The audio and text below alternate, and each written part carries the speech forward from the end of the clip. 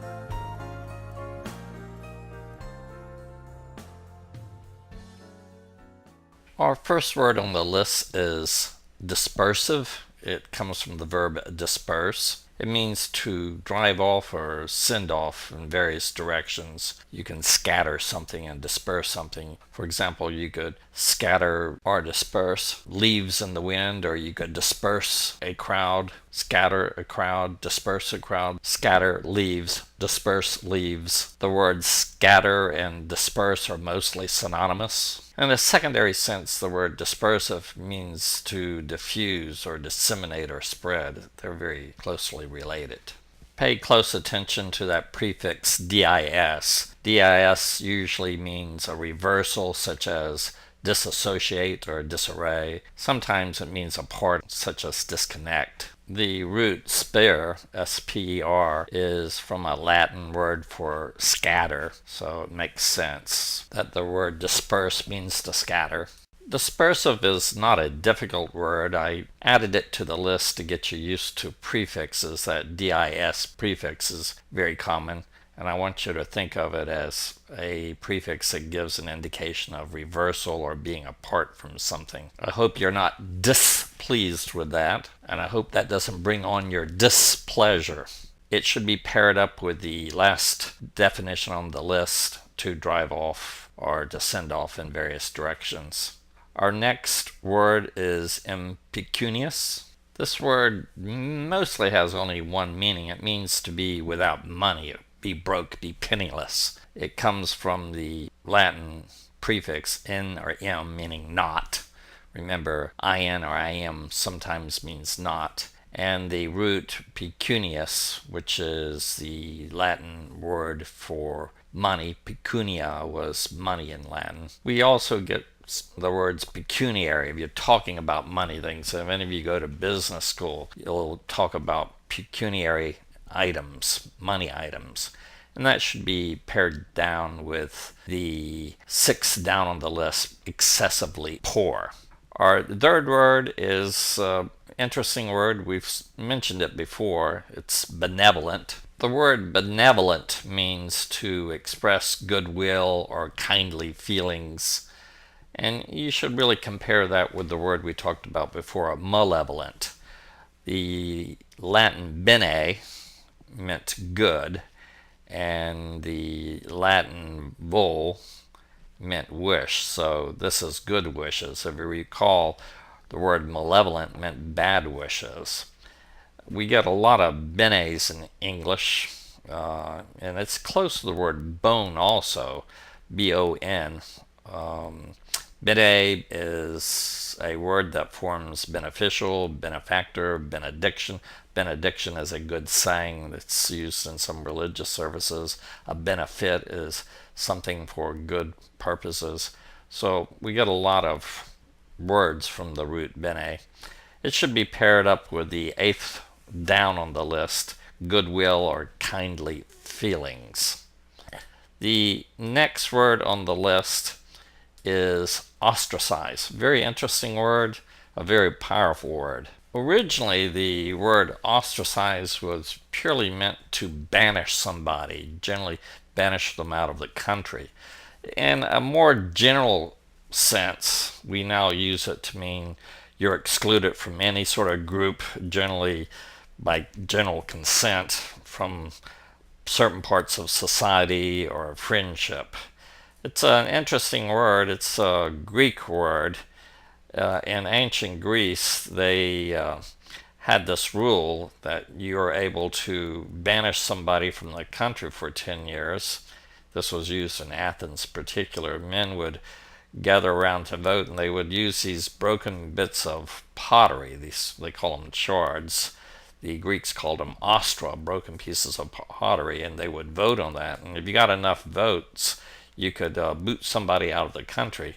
I'm sure that would be a popular device that we could use today. I don't know why we got rid of that concept. It's a pretty clever thing to do. But ostracize is a good word, very powerful word. You see it used a lot on standardized tests. It should be paired up with the second down on the list, to exclude by general consent from society. Our next word on the list is abbreviate, and I think most of you know what an abbreviation is, but it's used a little bit more broadly than what most people think it's used as.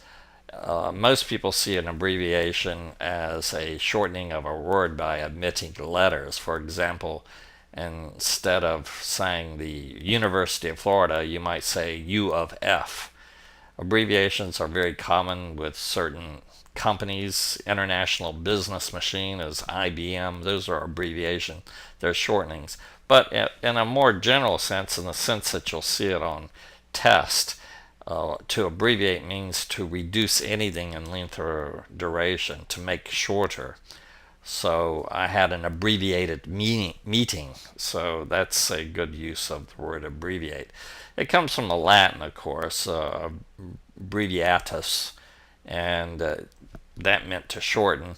We still get a lot of words with that brf in it. Remember, F and V sound very close together, so they get convoluted in language.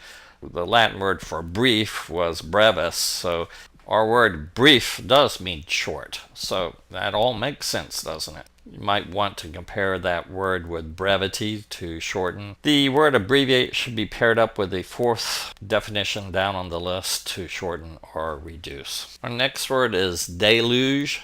In the strictest sense, a deluge has to be a great flood of water. If any of you are familiar with the story of Noah's Ark, that was a great deluge. It flooded the earth. Many cultures throughout the world have a great flood story, a deluge story. In a more general sense, deluge could be anything that overwhelms you, such as a flood does. It overwhelms you. You can be deluged with work. You could be deluged with problems. So often you use the word deluge in a negative sense. It clearly comes from the Latin prefix de, from.